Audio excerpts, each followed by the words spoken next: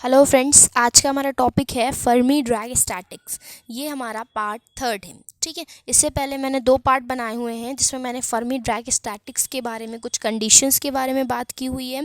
दूसरे वाले पार्ट में मैंने प्रोबेबिलिटी के लिए फॉर्मूला यहाँ तक प्रूफ कराया हुआ है। ओके, आज ये पार्ट हमारा थर्ड है जिसमें मैं इसका फुल डेरिवेशन, मतलब इसका कंप्लीट करूँगी डेरिवेशन को इसके। ठीक है, फर्मी ड्रैग स्टैटिक्स के। चलिए, तो हम स्टार्ट करते हैं आज के अपने टॉपिक को, फर्मी ड्रैग स्टैटिक्स के डेरिवेशन को कंप्लीट करते हैं। ठीक है, देखिए हमने यहाँ पे प्रोबेबिलिटी आपको प्रूफ करके दिखा दिया था कि प्रोबेबिलिटी हमारी ये आएगी। देखिए आगे हम क्या करेंगे, हम करेंगे taking log on both side. देखिए अगर हम लॉग लेते हैं बोथ साइड, अगर हम दोनों साइड में क्या कर लेते हैं, लॉग ले लेते हैं। देखिए क्या आएगा, लॉग ले लेते हैं, लॉग पी आ जाएगा इज इक्वल्स टू लॉग सी आ जाएगा। देखिए लॉग सी इंटू में ये हमारा है तो लॉग सी, ए इंटू बी अगर हम लॉग ले लें ए इंटू बी का तो क्या हो जाता है, लॉग ए प्लस लॉग बी। तो लॉग सी आ जाएगा, प्लस का आ जाएगा हमारा इतना, लॉग इतना। ठीक है, ये हमारा क्या है, मल्टीप्लाई है। मल्टीप्लाई क्या हो जाता है, समेशन में चेंज हो जाता है। ठीक है, तो ये मल्टीप्लाई का जो साइन है वो हमारा हो जाएगा summation. Summation i is equal to 1 से कहाँ तक, के तक। आई इज इक्वल टू 1 से के तक, ब्रैकेट के अंदर क्या आ जाएगा, इतना आ जाएगा टोटल। ठीक है, फिर हम इसके अंदर भी लॉग लगा लेंगे। मान लीजिए लॉग ये ए इंटू बी लिखा था तो log a into log A plus log B हो जाएगा लॉग लेने के बाद। ठीक है, तो लॉग ए प्लस ये हो जाएगा लॉग बी।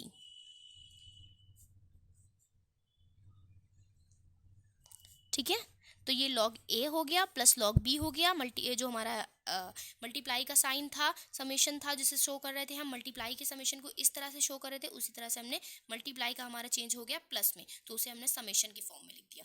ठीक है, तो ये आ गया हमारा समेशन की फॉर्म में। चलिए अगर ये हम ऐसा ही लिखा रहने दें, log P is equals to log C plus summation of I is equal to, I की वैल्यू कहाँ से कहाँ तक है, 1 से लेकर के तक। ठीक है, तो इसे भी हम ऐसे ही लिखा रहने देंगे, आई की वैल्यू 1 से के तक। ठीक है, ब्रैकेट के अंदर देखिए लॉग, अगर हमारा कोई भी चीज़ लॉग में अगर हमें डिवाइड के फॉर्म में होता तो क्या, लॉग ए माइनस लॉग बी आ जाता था। लॉग ए अपॉन बी का अगर होता था तो लॉग ए अपॉन बी का फॉर्मूला क्या होता है, लॉग ए माइनस लॉग बी। तो ये हो जाएगा लॉग ए माइनस लॉग बी हो जाएगा हमारा। लॉग बी क्या है हमारा, फैक्टोरियल एन आई, फैक्टोरियल जी आई माइनस एन आई। अभी हम सिर्फ लॉग ले रहे हैं। ठीक है, तो ये हो गया हमारा log factorial N I into ji I, A minus B, log a upon B का हो गया लॉग ए माइनस बी। ठीक है, ये हो गया हमारा कंप्लीट। अब देखिए अगर हम इसे ऐसा ही लिखा रहने दें, log P is equal to log C plus summation of I is equal to 1 से के तक, ब्रैकेट के अंदर लॉग फैक्टोरियल जी आई माइनस, देखिए log a into log b लिखा हुआ है, ये हमारा ए ये हो जाएगा, बी ये हो जाएगा। Log a into log B की वैल्यू कितनी हो जाएगी हमारी, देखिए माइनस है अंदर, ब्रैकेट के अंदर हो जाएगा लॉग ए आ जाएगा, प्लस का आ जाएगा लॉग बी। ए इंटू बी क्या होता है, लॉग ए प्लस लॉग बी। ठीक है, G I minus N I, ये हमारा ब्रैकेट क्लोज और ये बड़ा ब्रैकेट। ठीक है, तो आपको ये समझ में आ रहा है। चलिए अगर हम ऐसा ही लिखें, log P is equals to log C plus summation of, हम आपको एक एक स्टेप क्लियर करके बता रहे हैं किस तरह से आपको करना है। ओके, देखिए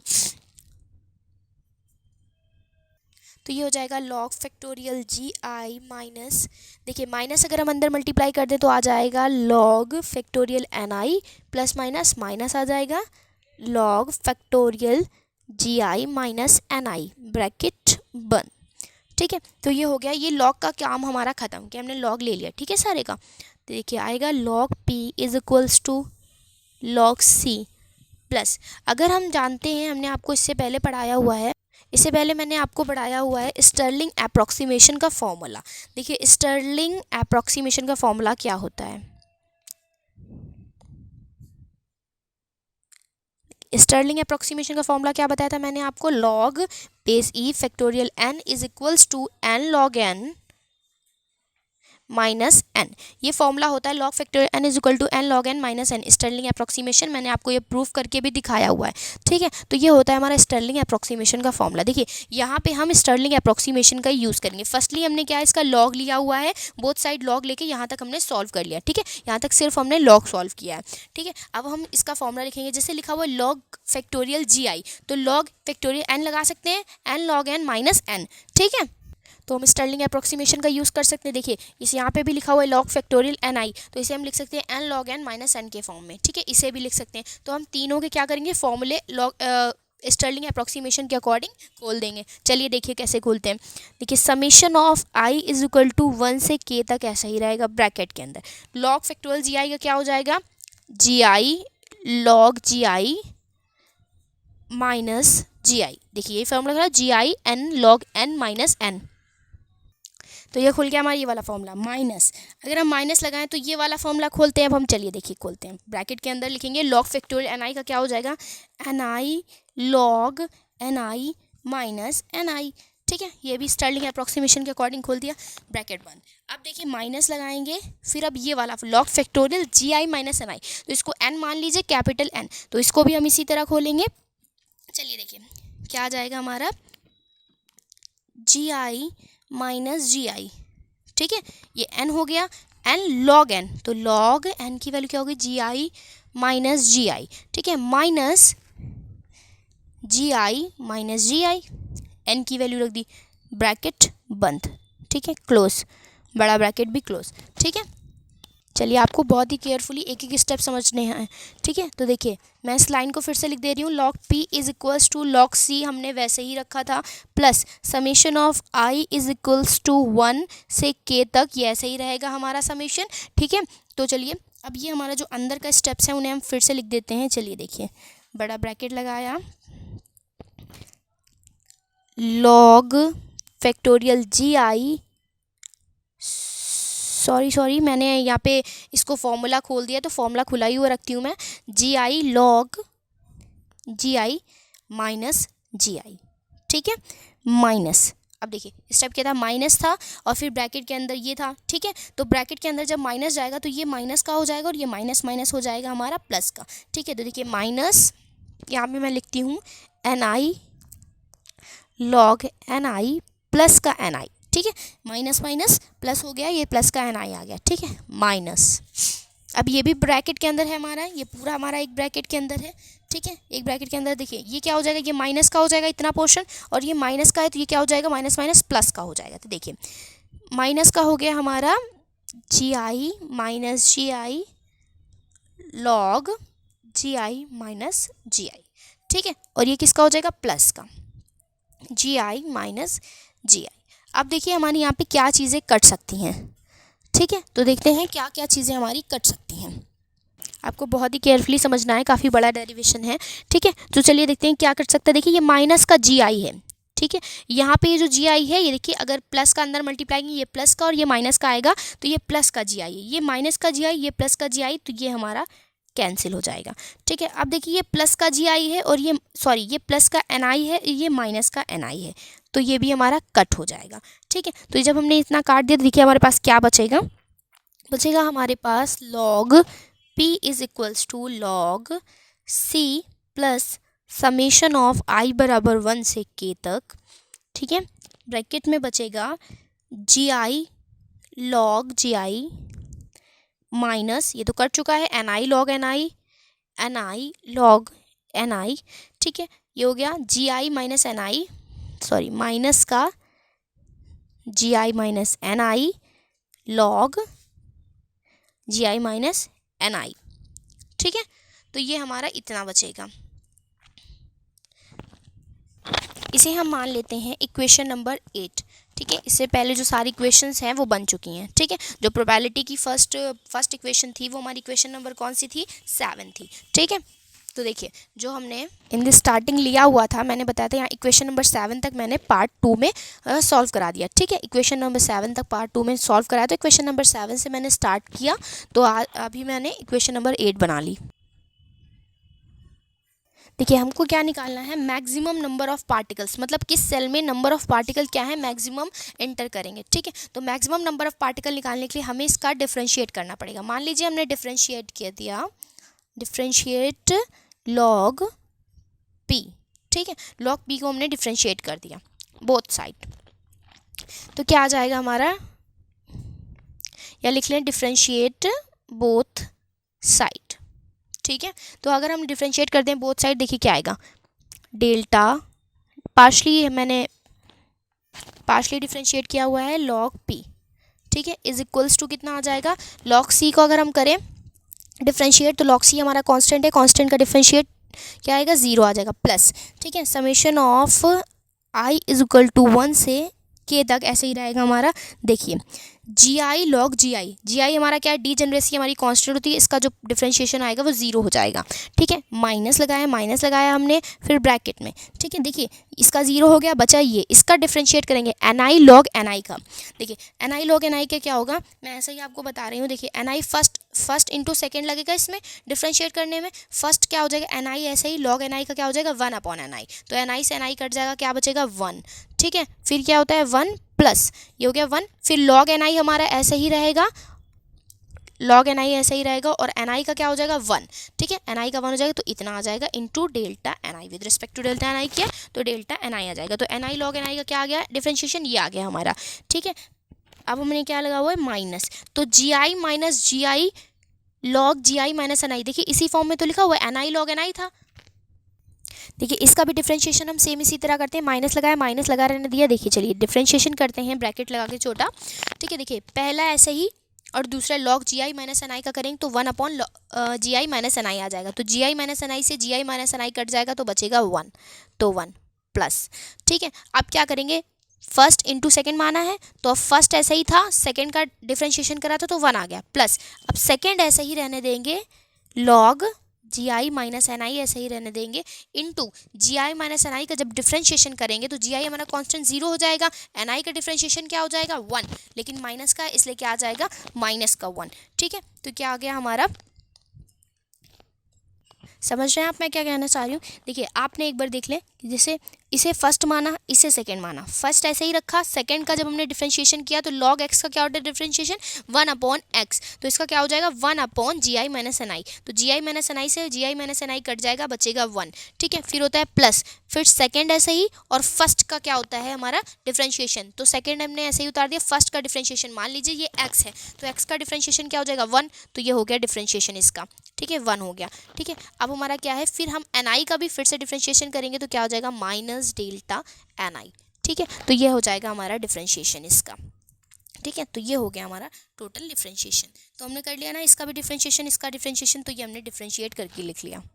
देखिए आपका यहाँ तक आ गया, ठीक है, तो देखिए log delta log P is equals to, इसे हम लिख लेते हैं सिंपल फॉर्म में एक बार, आई बराबर 1 से के, ये माइनस का है हमारा, देखिए माइनस का 1 है और यहाँ पे क्या है माइनस माइनस क्या हो जाएगा प्लस हो जाएगा, तो ये प्लस का 1 आ जाएगा, ठीक है, तो ये आ जाएगा हमारा प्लस का 1, तो ये माइनस के 1 से ये प्लस का 1 हमारा हो जाएगा कैंसिल, यहाँ माइनस का 1 आएगा और यहाँ पे माइनस माइनस प्लस हो जाएगा इसलिए प्लस का 1, ठीक है, तो क्या बचेगा माइनस का लॉग एन आई डेल्टा एन आई, ठीक है, प्लस का बचेगा हमारा क्योंकि माइनस माइनस प्लस हो चुका है, लॉग जी आई माइनस एन आई डेल्टा एन आई, ठीक है, ये बचेगा हमारा इतना, ठीक है, तो हमने सिंपल फॉर्म में लिख लिया। देखिए फिर से हम इसे delta log P is equals to summation of I is equal to 1 से के तक, ठीक है। देखिए अगर हम इसे कर लें डेल्टा एन आई दोनों में से कॉमन कर लें, देखिए क्या आएगा log ji I minus N I minus log N आई, ठीक है, log ji I minus N I minus log N आई, ठीक है, ये माइनस वाला इधर कर लिया प्लस वाला इधर रहने दिया, log ji I minus N I minus log N आई, और हमने क्या किया डेल्टा एन आई को कॉमन कर लिया, तो हमारा ये बन गया। अब देखिए लॉग ए माइनस लॉग बी लिखा हुआ है तो लॉग ए अपॉन बी हो जाएगा ये हमारा, समेशन ऑफ आई बराबर 1 से k log ji I minus N I log a upon log b बन गया हमारा, ठीक है ये, और डेल्टा एन आई हमने बाहर रहने दिया, ठीक है, तो ये डेल्टा लॉग बी की वैल्यू हमारी आ गई, तो हम इसे क्या मान लेंगे इक्वेशन नंबर 9 मान लेंगे, ठीक है, तो ये हमने सिंप्लीफाई कर लिया, ठीक है, तो आप समझ के सबसे पहले हमने लॉग लिया, फिर लॉग लेने के बाद बोथ साइड लॉग लेने के बाद स्टर्लिंग अप्रोक्सीमेशन का फॉर्मूला लगाया और स्टर्लिंग अप्रोक्सीमेशन के फॉर्मूले को सॉल्व करके हमने इसकी वैल्यू फिर डिफरेंशिएट किया, हमने फिर डिफरेंशिएट करके यहाँ पे हमने इतनी वैल्यू निकाल ली, ठीक है, ये हमारी आ गई वैल्यू सच दैट हमने तो पार्ट फर्स्ट में मैंने आपको 2 कंस्ट्रेंट बताई थी, ठीक है। ये तो हमारा आ गया इक्वेशन नंबर 9। पार्ट सेकंड में मैंने आपको जब इसका डेरिवेशन मैंने स्टार्ट किया था कराना, तो 2 कंस्ट्रेंट बताई थी कि किसी भी पार्टिकल के डिस्ट्रीब्यूशंस के लिए हमें 2 कंस्ट्रेंट्स को फॉलो करना ज़रूरी है, ठीक है। तो वो 2 कंस्ट्रेंट्स क्या थी हमारी, ज़रा हम लिख लेते हैं। यहाँ पे आप लिखेंगे such that from equation first and second, क्योंकि आपको सारा डेरिवेशन एक साथ करना है। From equation first and second से देखते हैं क्या हो जाएगा। देखिए कंस्ट्रेंट थी हमारी n1 plus n2 plus n3 dash dash plus nk is equals to n, जो कि हमारा क्या था, कांस्टेंट था। ये फर्स्ट कंस्ट्रेंट थी। इसे देखिए हमने इस तरह से लिखा हुआ था समेशन की फॉर्म में, i इज इक्वल टू 1 से लेकर k तक। तो इसे क्या लिख सकते हैं, ni n1 n2 n3 nk आ जाएगा। i की वैल्यू अगर 1 2 3 k लिखेंगे इज इक्वल टू n, जो कि क्या है, कांस्टेंट है। अगर हम इसको डिफ्रेंशिएट कर दे तो देखिए क्या आ जाएगा हमारा, summation of i is equal to 1 से k ऐसे ही रहेगा। ये हो जाएगा डेल्टा ni पार्शली डिफ्रेंशिएट, और ये हमारा n क्या है, कांस्टेंट, तो इसकी वैल्यू हो जाएगी 0। तो मान लीजिए ये बन गई। ये तो हमने यहाँ तक आपको इक्वेशन नंबर फर्स्ट बनाई थी पार्ट 2 में, तो ये था हमारा फर्स्ट कंस्ट्रेंट। अब ये हो गया हमारा इक्वेशन नंबर 10। 9 हम ऊपर मान चुके हैं, ये हो गई हमारी इक्वेशन नंबर 10, ठीक है। तो चलिए देखते हैं अब हमारी दूसरी कंस्ट्रेंट क्या थी। दूसरी कंस्ट्रेंट थी हमारी n1 epsilon 1 plus n2 epsilon 2 plus dash dash dash dash nk epsilon k, ठीक है, इज इक्वल्स टू क्या था, कैपिटल E, जो कि हमारा क्या था, कांस्टेंट एट कांस्टेंट टेम्परेचर पर, ठीक है। ई भी हमारा क्या था, कांस्टेंट था। इसे भी हम समेशन के फॉर्म में लिखें तो i इज इक्वल टू 1 से k लिख सकते हैं, और ni epsilon i is equal to e लिख सकते हैं, जो कि हमारा क्या है, कांस्टेंट, ठीक है। तो अगर हम इसे भी डिफरेंशिएट कर लिए, ये हमारी क्वेश्चन नंबर सेकेंड थी फ्रॉम पार्ट 2 से। अगर हम इसको डिफरेंशिएट कर ले तो देखिए क्या आएगा, summation of i is equal to 1 से k डेल्टा ni, ठीक है। और हमारा क्या हो जाएगा, एप्सिलॉन i, क्योंकि हमारा कांस्टेंट तो बाहर निकल आएगा, एप्सिलॉन i तो बाहर निकल आया, और डिफरेंशिएट क्या हो जाएगा ni का, delta ni is equal to e constant, इसकी डिफरेंशिएट हो जाएगा हमारा 0, ठीक है। तो ये हो गई इक्वेशन नंबर 10 थी, ये इक्वेशन नंबर 11 हो गई, ठीक है। तो ये 2 कंस्ट्रेंट आ गए हमारे, ठीक है। देखिए हमें क्या चाहिए है, लॉग पी जो था हमारा, लॉग पी की वैल्यू या पी की वैल्यू जो हमें मैक्सिमम चाहिए। क्यों, क्योंकि हमें number of particle, maximum number of particles निकालने हैं, जो एनआई की वैल्यू निकालनी, मतलब सबसे ज़्यादा नंबर ऑफ पार्टिकल्स कौन से होंगे जो किस सेल में इंटर करेंगे, ठीक है। तो हमें मैक्सिमम वैल्यू के लिए क्या चाहिए होगा, पी की वैल्यू मैक्सिमम चाहिए होगी। मैक्सिमम करने के लिए हम क्या करेंगे, हम निकाल चुके हैं, ऊपर आपने देखा हुआ है, हमने निकाला था, डिफरेंशिएट कर लिया था लॉग पी को। और हमें मैक्सिमम वैल्यू कब मिलती है, जब निगेटिव वैल्यू आती है। जब इसकी वैल्यू क्या आएगी, निगेटिव आएगी, तो मैक्सिमम और मिनिमम में आपने पढ़ा होगा। और अगर डेल्टा लॉग पी की वैल्यू या डिफरेंशिएट की वैल्यू क्या आती है, अगर हमारी पॉजिटिव आती है तो वो मिनिमम होता है। तो इसकी वैल्यू कैसी होनी चाहिए, निगेटिव। तो हम क्या करेंगे, माइनस डेल्टा लॉग पी की वैल्यू निकालेंगे, ठीक है। तो देखिए क्या आएगी, माइनस डेल्टा लॉग पी, और इसकी वैल्यू किसके बराबर रखेंगे, 0 के। तो ये हमारी मैक्सिमम वैल्यू आएगी, ठीक है। तो हम रखेंगे लॉग पी की वैल्यू, डेल्टा लॉग पी की वैल्यू हमारी क्या थी, summation of i is equal to 1 से k ब्रैकेट में log ji I minus N I, जो हमने इक्वेशन नंबर 9 में प्रूव किया था, upon N I bracket 1 delta N I. ये थी हमारी डेल्टा लॉग पी की वैल्यू। अब यहाँ पे हमने क्या लगा दिया, माइनस लगा दिया, इज इक्वल्स टू क्या हो जाएगा, 0 हो जाएगा, ठीक है। तो ये हमारा हो गया इज इक्वल्स टू 0। तो हम इसे मान लेंगे इक्वेशन नंबर 12, ठीक है। Now using Lagrangian condition of maxima, maxima अगर हमें चाहिए तो हमें किस कंडीशन का यूज़ करना पड़ेगा, लैग्रेंजियन कंडीशन। देखिए लैग्रेंजियन कंडीशन क्या होती है, वो कहती है इसको हम क्या करेंगे, इतना प्लस अल्फ़ा इनटू जो हमारी कंस्ट्रेंट थी। तो लैग्रेंजियन कंडीशन हमारी क्या होती है, a प्लस बी में हम किसी कोफिशिएंट का मल्टीप्लाई कर देते हैं। मान लीजिए अल्फ़ा का कर दिया, तो अल्फ़ा b प्लस इसमें बीटा का कर देते हैं, beta c is equals to 0, ठीक है। तो a की वैल्यू मान लीजिए ये हमारी a की वैल्यू है, ठीक है। और ये हमारी जो हमने 2 कंस्ट्रेंट्स फॉलो की थी वो b और c की वैल्यू है। कौन कौन सी कंस्ट्रेंट, इक्वेशन नंबर 10 में ये कंस्ट्रेंट हमारी क्या है, b है, और ये हमारी c है। तो इसमें हम अल्फ़ा का मल्टीप्लाई करेंगे, इसमें बीटा का मल्टीप्लाई करेंगे, इसको और ये हमारी जो इक्वेशन ये वाली है 12 इक्वेशन, उसे जोड़ देंगे, ठीक है। a plus alpha b plus beta c is equals to 0 की तरह, ठीक है। तो चलिए वैल्यूज़ लिखते हैं। a की वैल्यू हमारी क्या है, a की वैल्यू हमने जो इक्वेशन नंबर 12 में सॉल्व करी क्या है, minus summation of i is equal to 1 से k ब्रैकेट के अंदर क्या था, log ji I minus N I upon N I into delta N आई। ठीक है, ये था हमारा, ये हमारी हो गई ए की वैल्यू। ठीक है, अब हमारी बी की वैल्यू क्या है, बी में हम करेंगे अल्फ़ा का मल्टीप्लाई। अल्फ़ा इंटू बी की वैल्यू क्या है, जो हमने इक्वेशन नंबर 10 में प्रूफ की थी, summation of I is equal to 1 से के डेल्टा एन आई। ठीक है, प्लस बीटा में किसका मल्टीप्लाई करेंगे, जो इक्वेशन नंबर हमारी 11 थी। 11 क्या थी हमारी equation number 11, summation of I is equal to 1 से K F silent I delta N I, यही थी हमारी ना, F silent I delta N I equation number 11 is equals to 0 हो जाएगा। ठीक है, ये हो गई हमारी टोटल इक्वेशन। लैग्रेंजियन कंडीशन का हमने कर लिया यूज़। अब इसमें से देखिए आप, डेल्टा एन आई इसमें भी है, डेल्टा एन आई इसमें भी है और डेल्टा एन आई इसमें भी है, तो कॉमन ले सकते हैं। आप इसमें से क्या कर सकते हैं, डेल्टा एन आई कॉमन ले सकते हैं। और देखिए यहाँ पे लगा हुआ है माइनस, अगर हम माइनस को अंदर ले जाएं तो एन आई ऊपर हो जाएगा और जी आई नीचे। ठीक है, अगर माइनस का मल्टीप्लाई कर लें तो अंदर। ठीक है, तो ये हो जाएगा हमारा summation of I is equal to 1 से के लॉग, देखिए समेशन ऑफ आई, ये हम पहले इसको सॉल्व कर देते हैं। देखिए ये कैसे आएगा, लॉग ए अपॉन बी है तो ए माइनस बी बन जाएगा, लॉग ए माइनस बी। ठीक है, फिर माइनस का हम अंदर मल्टीप्लाई करेंगे तो ये बन जाएगा, ये प्लस का था लॉग ए माइनस लॉग बी, ये माइनस का था तो ये माइनस की जगह प्लस हो जाएगा और प्लस की जगह क्या हो जाएगा, माइनस हो जाएगा, क्योंकि माइनस का मल्टीप्लाई, तो ये ऊपर हो जाएगा और ये नीचे, तो ये आ जाएगा G I minus N I upon G I minus N I, ये बन जाएगा। ठीक है, into delta N I plus alpha summation of, जो चीज़ें वैसे ही लिखी थी वैसे ही लिखे रहने देते हैं, delta N I plus beta summation of I is equal to 1 से K F silent I delta N I is equals to 0। ठीक है, अब सब में से क्या करेंगे, डेल्टा एन आई कॉमन कर लेंगे, summation of I is equal to 1 देखिए सब में है। ठीक है, वो कॉमन कर लेंगे, डेल्टा एन आई देखिए सब में है, वो कॉमन कर लेंगे। ठीक है, तो चलिए कॉमन कर लेते हैं,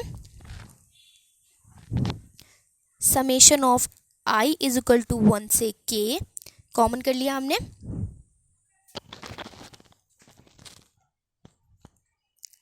log N I upon G I minus N I plus का, देखिए डेल्टा एन आई भी कॉमन हो चुका है, डेल्टा एन आई अभी हम लिखेंगे डेल्टा एन आई कॉमन। ठीक है, तो यहाँ पे क्या बचेगा, यहाँ पे सिर्फ अल्फ़ा बचेगा क्योंकि ये भी कॉमन हो चुका है, यहाँ लिख लिया। अभी मैं डेल्टा एन आई भी लिखूंगी तो सिर्फ बचा अल्फ़ा प्लस बीटा, इसमें क्या बचा, बीटा एफ इतना कॉमन हो चुका है, डेल्टा एन आई कॉमन हो चुका है, तो एफ साइलेंट आई, बीटा एफ साइलेंट आई ब्रैकेट 1, ये हो गया डेल्टा एन आई। देखिए डेल्टा एन आई कॉमन ले लिया है, इतना कॉमन ले लिया है, इज इक्वल्स टू 0। ठीक है, तो ये हमारी इक्वेशन बन गई। ठीक है, तो चलिए देखिए, डेल्टा एन आई मतलब N one N two N three N K delta N one delta N two delta N three delta N K का समेशन हमें क्या चाहिए, 0 चाहिए। और इसका समेशन 0 हमें तभी मिलेगा जब इसका कोफिशिएंट जो है उसकी वैल्यू 0 होगी। तो मान लीजिए हमने इसके कोफिशिएंट की वैल्यू 0 रख दी, लॉग तो आप लिख देंगे एज द समेशन ऑफ के सेल्स के terms, as a summation of k terms with delta n1 n2 n3 and nk is 0, it is possible only when the coefficient of delta N I is 0, जब coefficient of delta N I 0 करेंगे तब। ठीक है, तो ये आप language लिख दें। ठीक है, चलिए इसको हम 0 कर देते हैं, log N I upon G I minus N I plus alpha plus beta S silent I is equals to कितना हो जाएगा हमारा, 0 हो जाएगा। Where I is equal to क्या है हमारा, 1 2 3 से लेकर कहाँ तक, के तक। ठीक है, तो ये हो गया हमारा। देखिए इसको हमने इधर ही रहने दिया लॉग, अब हमारी कैलकुलेशन इजी हो जाती है। ठीक है, वैसे आपको पहले बहुत कुछ याद रखना पड़ेगा, कंस्ट्रेंट्स को फॉलो कराना पड़ेगा, स्टर्लिंग अप्रॉक्सीमेशन के फॉर्मूले को लॉग सॉल्व करना पड़ेगा। ठीक है, तो देखिए जी आई माइनस एन आई हो गया हमारा इज इक्वल्स टू, ये क्या हो जाएगा, माइनस का alpha plus beta epsilon type हम इधर ले आए। ठीक है, तो ये क्या हो जाएगा हमारे, इतना आ जाएगा हमारा। देखिए अगर हम इसे क्या करें, माइनस से अगर हम इसे प्लस बनाना चाहते हैं तो क्या हो जाएगा, देखिए इसे N I upon G I minus N आई, अब ऐसे ही रहने दें, लॉग उधर जाएगा तो क्या हो जाएगा, ई की पावर में ये आ जाएगा हमारा इधर की वैल्यू, ये आप जानते हैं, ई की power minus alpha plus beta epsilon type. अगर हम ई की पावर को पॉजिटिव बनाना चाहते हैं तो देखिए इसे हम पलट देते हैं, जी I upon minus N I upon N आई, तो ये भी हमारा पलट जाएगा। ठीक है, 1 अपॉन माइनस का हो जाएगा तो ये प्लस का हो जाएगा हमारा, alpha plus beta epsilon type. ठीक, ये आ गया हमारा। हमें निकालने किसकी वैल्यू है, एन आई की वैल्यू हमें फाइंड करनी है। तो हम एन आई को क्या करेंगे, चूँकि हमें एन आई की वैल्यू फाइंड करनी है तो देखिए हम डिवाइड कर लेते हैं, ऊपर जी आई अपॉन एन आई हो जाएगा ये, minus N I upon N I हो जाएगा, इज इक्वल्स टू ई की power alpha plus beta epsilon I. ठीक है, N I minus N I upon N I कितना हो जाएगा, 1 हो जाएगा। ठीक है, तो ये 1 इधर चला जाएगा तो प्लस का हो जाएगा, ई की power alpha plus beta epsilon I plus 1 equals to G I upon N I. हमें निकालनी एन आई की वैल्यू है तो इसे पलट लेते हैं। ठीक है, तो ये हो जाएगा N I upon G I is equals to 1 upon 1 plus E की power alpha plus beta epsilon I. ठीक है, एन आई की वैल्यू क्या आ जाएगी हमारी, देखिए ये इतना आ जाएगा आपका। देखिए पलट लेंगे, एन आई को ऊपर ले जाएंगे, जी आई को नीचे, तो ये भी हमारा नीचे आ जाएगा, ये हमारा नीचे आ गया। ठीक है, एन आई की वैल्यू क्या आ जाएगी, जी आई ऊपर चला जाएगा, G I upon 1 plus E की power alpha plus beta epsilon I. ठीक है, तो ये हमारा क्या आ गया, ये आ गई हमारी एन आई की value. Maximum number of particles enter करेंगे सक्सेसिव सेल्स में। ठीक है, तो इस तरह से हम इसकी मदद से, हम इस फॉर्मूले की मदद से हम निकाल सकते हैं कि कितने पार्टिकल्स हमारे किस तरह से सेल्स में एंटर करेंगे। ठीक है, जबकि हमें डीजेनरेसी की वैल्यू पता हो। हम जानते हैं बीटा की वैल्यू क्या होती है, 1 अपॉन के टी। तो अगर हम बीटा की वैल्यू पुट कर दें 1 अपॉन के टी तो क्या फॉर्मूला आ जाएगा, आप जानते हो यहाँ पे जो हमारे अल्फ़ा और बीटा आए हैं वो हमारे क्या हैं, अनडिटर्मिनेंट मल्टीप्लायर हैं।